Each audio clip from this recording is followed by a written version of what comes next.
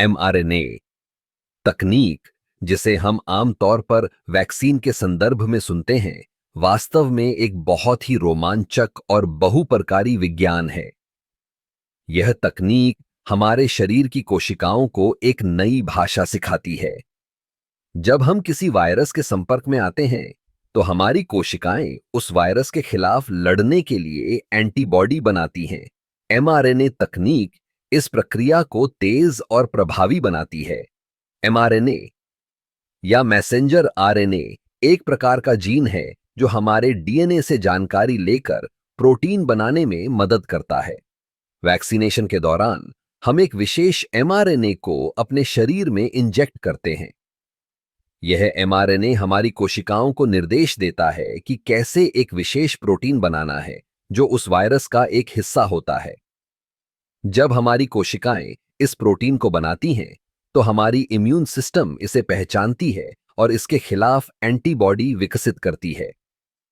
लेकिन क्या आप जानते हैं कि mRNA तकनीक केवल वैक्सीनेशन तक सीमित नहीं है? इसके कई अन्य उपयोग भी हैं। उदाहरण के लिए, कैंसर उपचार में mRNA का उपयोग कैंसर कोशिकाओं को पहचानने और उन्हें नष्ट करने के लिए किया जा सकता है।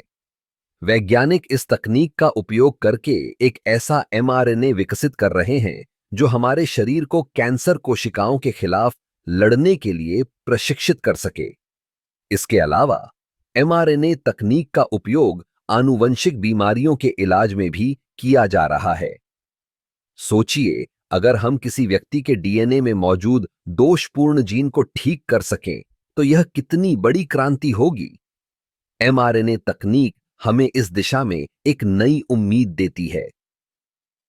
इस तकनीक का एक और दिलचस्प पहलू यह है कि इसे तेजी से विकसित किया जा सकता है।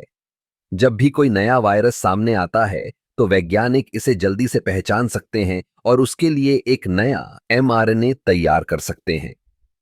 यह प्रक्रिया पारंपरिक वैक्सीनेशन के मुकाबले कहीं अधिक तेज है। mRNA तकनीक के भविष्य में और भी संभावनाएं हैं। जैसे जैसे हम इस क्षेत्र में आगे बढ़ते हैं, हमें उम्मीद है कि हम और भी नई बीमारियों का इलाज कर सकेंगे। यह तकनीक न केवल हमारे स्वास्थ्य को बेहतर बनाने में मदद करेगी, बल्कि यह जीवन की गुणवत्ता को भी बढ़ाएगी। तो अगली बार जब आप mRNA तकनीक के बारे में सुने, तो याद रखें कि यह केवल वैक्सीनेशन नहीं है।